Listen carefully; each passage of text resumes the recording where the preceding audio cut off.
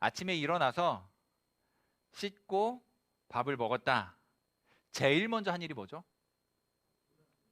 일어난 일이죠. 자, 그러면 이렇게 한번 이야기해 볼게요. 그 사람이 좋아서 만난다. 그 사람을 만나니까 좋다. 어떤 게 먼저인가요? 좋은 감정이 먼저 일어난 것인가요? 아니면 만나는 일이 먼저 일어난 것인가요? 네, 알쏭달쏭한데요. 두 번째로 했던 이 이야기는 시간 순서가 아니고요. 논리 순서로 되어 있기 때문에 아리송한 거예요. 논리 순서를 시간 순서로 배열을 하려고 하니까 이게 뭐가 문제지? 이렇게 되는 거거든요. 그래서 시간 순서로 정하는 것이 쉽지가 않아요. 무슨 말이 하고 싶어서 이렇게 헷갈리는 이야기를 하는가 한번 잘 들어보세요. 오늘은 성막에 대한 세 번째 시간입니다. 성막에 대한 이야기를 하면서 잊지 말아야 할 중요한 주제가 있습니다. 핵심이라고 말할 수 있는데요. 이곳에 하나님의 임재가 있어서 하나님을 만난다는 거예요. 사실 성막은요, 신약 시대에 예수 그리스도를 보여주는 모형입니다. 두 가지죠. 이곳에서 하나님을 만나게 된다는 것하고 예수 그리스도를 보여주는 모형이라고 하는 것 두 가지가 가장 중요해요. 이 두 가지를 종합하면 예수 그리스도를 통해서 하나님을 만난다라고 결론 내릴 수 있을 겁니다. 따라올 수 있겠죠? 예수 그리스도를 통해서 하나님을 만난다. 이것이요, 성막이 우리에게 가르쳐 주고 싶은 핵심 내용이에요. 성막을 구성하고 있는 공간이 있고요. 또 그 안에 들어있는 기물, 구성물들이 있어요. 그 하나하나들이 상징하고 있는 것들이 있는데 모두가 하나님과의 만남에 초점이 맞춰져 있고 예수 그리스도를 드러내고 소개하는데 관심이 있습니다. 이 성막을 통해서 예수 그리스도를 드러내 보여주고 예수님을 통해서 하나님과 만나서 하나님과 교제하는 것까지 가도록 그렇게 성막이 우리에게 교훈하고 있다는 거예요. 다시 말하면 하나님과의 만남, 예수 그리스도를 연결시켜 주는 것이 그 역할을 하고 있는 것이 성막이라고 말할 수 있어요. 자, 이렇게 한번 표현해 보죠. 성막 전체의 의미가 하나님과 만나기 위한 공간인데 이해를 돕기 위해서요, 우리는 하나님께 나아갑니다라고 표현해 보는 거예요. 성막이 하나님과 만남의 장소인데 이해를 돕기 위해서 우리는 하나님께로 가까이, 하나님께로 나아갑니다라고 표현해 보는 거예요. 이렇게 표현하고 나면 순서가 생깁니다. 하나님께 나아갑니다라고 딱 말하는 순간 이제 절차, 과정, 순서가 생기거든요. 제일 먼저 뭘 해야 되죠? 첫 번째, 두 번째 시간에 이야기했던 문을 통과해서 들어가야 돼요. 보시면 요 문이거든요. 이 문을 통과해서 들어가야 됩니다. 그게 첫 번째예요. 이 문을 통과해서 들어가면 제일 먼저 만나게 되는 곳이 있는데 그게 번제단이라고 하는 거예요. 이 중간에 있는 요거를 이제 확대를 하면 요 그림이 되겠습니다. 어, 제사장이고요. 주변에 무슨 그릇 같은 것도 있고 그러죠. 긴 막대기 같은 것도 있고 삼지창처럼 생긴 것도 있고 이 제사를 지내기 위해서 사용되어지는 기물들이에요. 물건. 대부분 노수로 만들어져 있고요. 고기를 찔러가지고 꺼내는 것도 있고 뭐 담는 것도 있고 피를 담는 것도 있고 저 긴 막대기 같은 거는 나중에 그 번제단을 옮길 때 고리에 끼워가지고 제사장들이 끼워가지고 레위 지파 사람들이 들고 나르는 용도로 손잡이 역할을 하는 겁니다. 자, 어쨌든 문을 통과해서 들어가면 제일 먼저 만나는 게 번제단이에요. 하나님을 만나기 위해 나아갑니다라고 이야기를 하면 순서가 생겨나게 되는데요. 이 순서는요, 시간 순서가 아니고 논리 순서로 잘 이해하셔야 돼요. 우리 신앙생활을 할 때는 그렇습니다. 신앙생활과 관련해서는 이거를 시간 순서대로 문을 통과했으니까 물두멍이 번제단이 나오고 물두멍이 나오고 이렇게 시간 순서대로 말을 하고는 있지만 이거를 논리적인 순서로 이해를 하셔야 돼요. 여러분들에게 설명을 해서 이해를 돕기 위해서 시간 순서대로 이야기를 하지만 이거는 꼭 시간 순서만은 아니고 논리 순서로 이해를 해야 된다라고 이해를 하시고 계속 따라오시면 좋겠어요. 아침에 일어나서 씻고 밥을 먹고 교회에 왔다. 이거는 분명하게 시간 순서입니다. 여기서는 시간이 번복될 수가 없어요. 내가 한 일들이 시간 순서대로 놓여 있기 때문에. 그런데 논리 순서는 다릅니다. 누군가 좋아졌고요. 언제부터인지는 모르지만 그 사람을 생각하면 기분이 좋아요. 아까 우리 선생님 말씀하신 것처럼 만나지 않았지만 생각만으로도 좋은, 기분이 좋아요. 그 사람을 봐서 좋은 건가 아니면 그 사람이 좋아서 보고 싶은 건가, 이렇게 질문해 볼 수 있을 거예요. 뭐예요? 보니까 좋은 거예요? 그냥 좋아서 보는 거예요? 헷갈리죠? 둘 다 맞을 수 있을 거예요. 이게 논리 순서라는 겁니다. 그러니까 성막의 뜰과 바깥의 경계를 이루고 있는 휘장, 그 안으로 들어가는데 문을 통과해서 들어가요. 그러면 성막 뜰이거든요. 성막 뜰에 들어가기 위해서는 동쪽에 난 유일한 문을 통하여야만 가능합니다. 그리고 나서 그 문을 통과해서 들어가게 되면 제일 먼저 번제단을 만나게 되는 거예요. 이렇게 생겼습니다. 제단이라고 오늘 성경이 표현하고 있는데 저 뒤쪽 출애굽기 38장에 가면 번제단이라고 표현해요. 그러니까 제단이나 번제단은 동일한 표현입니다. 나무로, 조각목으로 만들어져 있고요.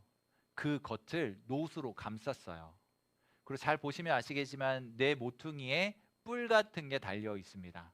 그리고 양면에 이렇게 막대기 같은 걸로 꽂아져 있잖아요. 그거를 잡고 이동하는 거예요. 그리고 나서 성막이 딱 차려지면 제단을 성막들에 둡니다. 그리고 저기에서 제사의 행위를 하게 되는 거죠. 정사각형 형태로 되어 있어요. 제물을 잡아서 죽이는 곳입니다. 이곳에서 가지고 온 양이나 소를 잡아요. 살아있는 짐승을 잡습니다. 그 살아있는 짐승을 잡으니까 피가 낭자하게 흐르겠죠. 피비린내도 날 거예요.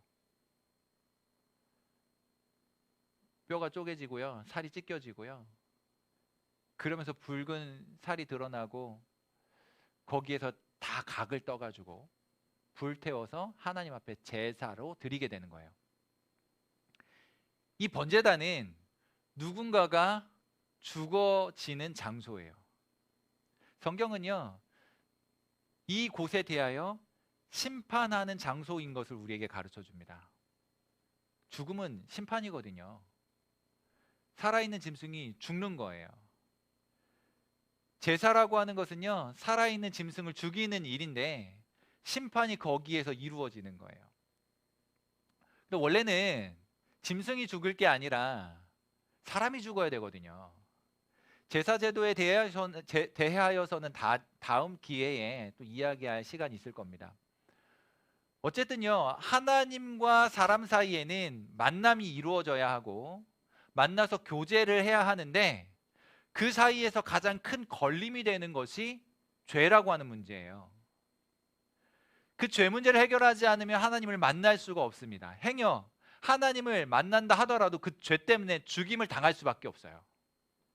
마치 양이 찢겨져 나가는 것처럼 죄인 된 인간이 하나님을 만나려면 찢겨져야 돼요. 거기서 죽임을 당하게 되거든요. 그럼 하나님을 만날 수가 없잖아요. 근데 죄 문제 해결하지 않고 하나님을 만나면 죽어요. 하나님은 거룩하시기 때문에 죄 문제 해결하지 않으면 죽어요. 여러분들이 이렇게 질문해 볼까요? 하나님 만나셨어요? 하나님을 만난 경험이 있으세요? 하나님을 만나고 싶으세요? 왜 우리가 하나님을 만나지 못할까요? 죄 문제 해결하면 하나님 만날 수 있어요. 오늘 아침에 어제 목사님 설교 준비를 해놓고 오늘 아침에 다시 묵상을 하는데 그런 생각이 들더라고요. 내가 하나님을 만나지 못한다면 그냥 천국에 못 간다 이런 말이 아니고요. 내가 하나님을 만나지 못하는 것도 어쩌면 은혜일지 모르겠다. 물론 과정이 있는 이야기예요. 그것만 딱 떼서 이야기하면 목사님 이단이 되는 건데 그런 말이 아니고요. 여러분들이 죄 문제를 해결하면 하나님을 만나게 됩니다. 그건 틀림없는 사실이에요. 그러나 이 죄 문제 해결하지 않으면요, 하나님 만났을 때 죽어요. 아직 죄 문제 해결하지 않았는데 하나님 만나면요, 죽어요. 그래서 하나님 만나지 못한 것이 은혜라고 말하는 거는요, 기회가 주어졌다는 말이에요. 죄 문제를 해결할 수 있는 기회가 주어졌기 때문에 그것을 은혜라고 이야기하는 거예요. 여러분들이 하나님을 만나고 싶은데 아직 만나는 경험을 못했다면 이 죄 문제 해결해야 되는 거예요. 이 죄 문제가 어디서 해결되냐 하면 이 번제단에서 해결되는 거예요. 번제단은 나무로 만들어졌습니다. 조각목으로 만들어졌는데 우리나라로 치면 이제 뭐 아카시아 나무로 뭐 해석을 하기도 하는데요. 단단한 나무예요. 우리나라에 있는 나무하고 똑같은 거를 설명할 수는 없습니다. 벌써 수천 년 전의 기록이기 때문에 그 나무라고 말할 수는 없어요. 그러나 그렇게 단단한 나무로 만들었습니다. 그리고 겉은 노수로 쌌어요. 여러분 이렇게 한번 생각해 보세요. 우리가 죄 문제를 해결하기 위해서는 예수님을 믿어야 된다라고 그렇게 배워왔습니다. 예수님께서요 무슨 일을 하셨어요? 십자가에 달리셔서 피를 다 쏟으셨어요. 찢기신 거예요. 죽임 당하신 거예요. 그래서 희생 제사가 드려졌다라고 이야기하거든요. 원래는 내가 죽어야 되는데 나를 대신해서 양이 죽었어요. 양이 대신 희생이기 때문에 희생 제사라고 이야기를 합니다. 내가 죽어야 되는데 예수님이 죽으셨어요. 희생 제물이 되었다라고 이야기하는 거예요.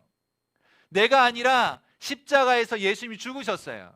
그것을 번제단이 정확히 보여주고 있습니다. 나무로 만들어져 있는 것에 노수로 감싸서, 노시라고 하는 것은 심판을 상징하거든요. 나무로 만들어진 제단을 노수로 감싸서 심판한다라고 하는 의미를 우리에게 가르쳐줘요. 십자가에 달리신 예수님은요 우리를 위하여 심판을 당하신 거예요. 우리가 죽어야 했지만 우리 대신에 형벌을 당하신 거란 말이죠. 이 번제단은 내가 하나님께로 나아가는 데 있어서 제일 동쪽 문을 향하여 들어갔을 때 제일 먼저 만나는 거예요. 번제단이 없다면 죄인된 몸으로 가다가 죽임을 당할 거예요. 그러나 번제단을 만나서 거기에서 양을 잡아 대신 드림으로 인하여 나는 살 수 있게 된 거란 말이죠. 그래서 나의 죄가 정확하게 양에게 전가됐다라고 이야기하는 거예요. 내가 죽어야 했지만 양에게 내 모든 죄가 전가되었고, 신약시대 우리의 입장에서는 예수 그리스도께 십자가에 달리신 예수 그리스도께 모든 죄가 전가된 거예요. 더 이상 내가 그 죄 때문에 죽지 않아도 되는 일이 벌어진 거예요. 그래서 우리가 하나님을 만나려면요 이 번제단에서 드려진, 십자가에서 드려진 예수님을 경험해야 됩니다. 구약시대에는요 아직 예수님 오시지 않았기 때문에 이 번제단에서 양을 잡아서 드렸고요 소를 잡아 드린 거예요.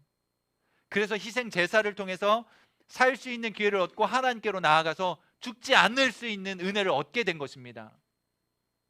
오늘 우리도 마찬가지라는 거죠. 오늘 우리가 듣기에는 거북하겠지만 성경은 우리를 죄인이라고 얘기해요. 아담부터 이어져 내려오는 원죄가 우리 안에 있다라고 말하고요. 그 원죄뿐만 아니라 오늘날 우리가 살면서요 수시로 범하는 죄들이 있어요. 그래서 성경은 우리에게 죄인이라고 말해요. 이 죄된 성품을 가지고 성막 안으로 들어가면 죽어요. 그래서 번제단에서 양을 대신 잡는 거예요. 우리를 살려주려고. 그런데 우리가 죄인이라는 말을 듣기에 거북한 이야기입니다. 듣기 싫어하거든요. 여러분 죄인이라는 말 듣고 싶으세요? 너 죄인이야. 너 그렇게 살면 죽어. 너 그렇게 살면 지옥 간다. 뭐 이렇게 이야기하는 거 별로 사실이지만 그 사실인데 듣고 싶은 이야기는 아니에요. 그러니까 이런 이야기는요 사실 설교 시간을 통해서 선포할 수는 있지만요 막 집요하게 쫓아 넌 죄인이야 넌 죄인이야 이거는 아니에요. 그렇게 하면 안 됩니다. 죄인인 것은 사실입니다. 여러분 분명하게 기억하셔야 돼요. 우리가 이 죄 문제 해결하지 않고는요 하나님께로 갈 수가 없습니다. 여기서 말하는 죄라고 하는 문제는요, 단순하게 도덕적인 문제만을 이야기하는 건 아니에요. 윤리적인 이야기만을 하는 건 아닙니다. 이게 도덕적이고 윤리적인 이야기로만 간다고 하면 나는 죄인이 아닌데요, 저는 윤리적으로 도덕적으로 반듯하게 살았어요, 저는 뭐 그렇게 범한 적이 없는데요 라고 얼마든지 변명할 기회가 생길 수 있겠지만, 성경이 말하는 죄의 문제는요, 단지 도덕적이고 윤리적인 것만을 이야기하는 건 아니에요. 그 수준을 뛰어넘습니다. 하나님께서 하라고 하신 것과 하지 말라고 하신 것 사이에 끼어 있는 존재가요, 하나님의 말씀을 단 하나라도 지키지 못한다면 그 사람은 죄인인 거예요. 마음으로 품고요, 잘못된 생각하는 것만으로도 성경 우리에게 죄라고 말하고 있어요. 부모님을 공경하라고 했는데 공경의 마음을 가지고 공경하는 것뿐만이 아니라 부모님에 대한 좋지 않은 생각 잠깐 품은 것도 죄라고 이야기합니다. 그러니까요, 윤리적인 차원이 아니에요. 마음속으로 부모님에 대하여 원망했다고 잡아가지는 않아요. 그러나 하나님께서 우리에게 말씀하십니다. 기도하는 가운데 내가 이렇게 부모님에 대하여 안 좋은 마음 품으면 안 되지 라고 하는 걸 깨닫게 하시는 거예요. 그러니까 성경이 말하고 있는 죄라고 하는 문제는 단지 윤리적이고 도덕적인 것으로 풀 수는 없습니다. 그 수준 이상의 것이거든요. 그런 의미에서 우리 모두는 죄인이에요. 그 죄 문제를 해결해야 되는데 그 죄 문제가 어디에서요? 번제단에서 해결되는 거예요. 더 정확하게 십자가에 달리신 예수 그리스도로 해결함을 받는 겁니다. 그래서 우리에게 구원이 주어지는 거예요. 스스로 해결할 수 없는 이 죄 문제. 이것이 심각한 이유가 있어요. 인간은 하나님과 만나며 살도록 되어 있는데 죄 문제 해결하지 않으면 죽어요. 그래서요, 해결을 해야만 해요. 여러분 간혹 그런 거 있잖아요. 너 선 넘었어, 뭐 이렇게 말하는 거 있죠. 우리가 신앙생활하면서요, 삶을 살아가면서요, 넘지 말아야 할 선이 있습니다. 농담으로라도 여러분 그렇게 하시면 안 돼요. 그게 뭐냐 하면요, 나는 지옥 가도 좋아 이런 얘기요. 절대로 그런 이야기 하시면 안 됩니다. 나는 하나님 안 만나도 상관없어 이런 얘기 절대로 하시면 안 돼요. 여러분 이 땅에서 100년 정도 살다가 끝납니다. 이렇게 한번 이야기해 볼까요? 초등학교 다 졸업했죠. 초등학교 졸업하고 뭐 1년 만에 찾아가는 경우는 조금 다를 수 있는데요, 3년 혹은 6년 만에 초등학교 찾아가면 학교가 작아 보여요. 그 사이 학교가 조그매졌나? 그런 느낌 받아본 적 있죠? 학교가 작게 느껴집니다. 운동장이 이렇게 작았나? 그네가 이렇게 작았나? 뭐 이런 생각이 들 때가 있어요. 초등학교는요 6년이면 졸업합니다. 중학교 3년 졸업하고요, 고등학교 3년 졸업하면 끝나요. 이 세상에 있는 것들도요 100년이면 끝납니다. 그런데 우리의 영혼은요, 우리의 영생이라고 하는 문제는요 끝나지 않아요. 그러니까 난 지옥 가도 상관없어 라고 말하는 거는요, 선 넘는 거예요. 절대로 그 선을 넘으면 안 됩니다. 믿어지지 않고 받아들이지 않는다면 그냥 대답하기를 유보하셔야 돼요. 그거에 대해서 판단하지 말고 말하는 걸 멈춰야 돼요. 모르는 것 그리고 받아들여지지 않기 때문에 나는 그래도 상관없어 그렇게 말하는 순간이요, 여러분 정말 비참한 인생이 되는 거예요. 선 넘지 맙시다. 살면서 선 넘지 말아야 할 선이 분명히 있어요. 바로 이런 부분이에요. 그러나 바라기는 여러분들이 이것이 믿어졌으면 좋겠어요. 깨달아질 수 있었으면 좋겠습니다. 지옥이라고 하는 것을 우리는 한 번도 경험해 본 적이 없기 때문에 영화 속에서나 등장하는 그런 비참하고 뭐 호러물에서나 나오는 그런 정도로 생각하는데요, 영화도 끝이 납니다. 근데 지옥은 끝이 없어요. 영화는 2시간, 3시간이면 끝이 나겠지만, 우리의 인생은 100년이면 끝이 나겠지만 지옥은요 끝나지 않아요. 그 괴로움 계속됩니다. 판단과 결정은 여러분들의 몫이에요. 여러분들이 이것을 믿음으로 받아들이면 지옥은 사라질 것이고 하나님 나라에 들어가게 될 것이지만, 여전히 이것에 대하여 믿어지지 않거나 받아들일 수 없다면 여러분들이 이렇게 비참한 인생으로 영생을 살게 될 거예요. 끝나지 않을 겁니다. 그런데 그런 비참한 인생을 건져주신 방식이 십자가이고, 구약시대 성막에서 번제단에서 그것들을 이루신 거예요. 제사를 통해서 그 일들을 이루신 거란 말이죠. 믿어지실 수 있기를 바랍니다.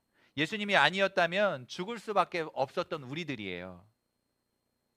이것을 꼭 기억하셔야 됩니다. 그리고 이제 영원한 행복을 위해서 하나님을 만나야 돼요. 이 땅에서 영원히 지속될 것 같은 우리의 생은 불과 100년이면 끝이 날 것입니다. 그러나 영생은 얻어질 거예요. 지옥에서 영생하든지 천국에서 영생하든지 끝나지 않아요. 괴롭게 영생을 살든지 행복하고 즐겁게 영생을 살든지 둘 중에 하나입니다. 그 문제를 해결할 수 있는 게 십자가의 예수님이고, 그 십자가에 달리신 예수님을 상징적으로 보여주는 게 번제단에서 찢겨진 양들이란 말이에요. 지금 예수 그리스도를 주로 고백하고 예수 그리스도를 고백해야, 구원자로 고백해야 합니다. 믿음을 가져야 합니다. 억지로라도 믿으려고 애쓰실 수 있었으면 참 좋겠어요. 나와 상관없는 이야기로 끝나지 않고요, 나의 인생에 그 무엇보다 가장 중요하다라고 받아들여야 합니다. 신앙생활의 핵심은요, 하나님과 만나는 거고 하나님과 교제하는 거예요. 교회 나오는 것도 중요합니다. 그 여러분들이 여기에 나와서 앉아 있는 게 굉장히 중요하고 잘한 일이에요. 아마 일주일 중에서 가장 제일 잘한 일일 거라 생각이 돼요. 한 주 동안에 제일 잘한 일이 여기 나온 거예요. 그리고 설교를 듣는 게 일주일 동안 제일 잘한 일일 겁니다. 틀림없어요. 교회 나와 있는 것도 중요하지만 영적으로요, 하나님을 만나는 것 더 중요해요. 예수님을 경험하고요, 예수님을 누려야 되는 거야. 아, 이분이 나의 구원자이시고, 이분이 나의 피난처이시고, 이분이 나의 위로자이시고, 이분이 나의 힘이시고, 이분만으로 소망이 되는구나. 이것을 누리셔야 되는 거예요. 예수님 때문에 교회 왔거든요. 여러분, 다른 이유 때문에 교회 온 게 아닙니다. 예수님 때문에 온 거예요. 예수님으로 인하여 교회 온 것이고요, 예수님을 위해서 온 거예요. 예수님 때문에 교회에 오게 되었으니까요, 예수님으로 인하여 죄 문제 해결함 받으실 수 있기를 바랍니다. 예수님으로 인하여 구원의 확신을 가지실 수 있기를 바랍니다. 그것이 가능하려고 하니까 믿어야 돼요. 예수 그리스도의 십자가를 믿고 받아들여야 되는 거예요. 그리고는요, 그 십자가를 가슴에 품고 한 걸음씩 한 걸음씩 나아가면 죽지 않고 하나님을 만나게 되어 있어요. 그렇게 하나님께로 나아가서 하나님과 만나면요, 제일 먼저 하나님께 영광이 되고요, 우리에게는 기쁨과 즐거움이 됩니다. 이것이 신앙생활이에요. 하나님께 영광이 되고 우리에게는 한없는 기쁨의 시간들을 보내면서 끝까지 믿음을 지켜 살아가는 것, 이것이 신앙생활인 거예요. 여러분, 꼭 기억하실 수 있기를 바랍니다. 성막 안에서 하나님을 만나게 될 텐데, 번제단을 통과하지 않고는, 거기에서 양이 죽지 않고는 내가 살 수 없다라는 사실, 그 어린 양 되신 분이 바로 내가 주로 고백하는 예수 그리스도라고 하는 사실, 가슴으로 받아들여 예수님으로 인하여 그렇게 천국을 소유한 그런 인생들 다 되실 수 있기를 주님의 이름으로 축복합니다.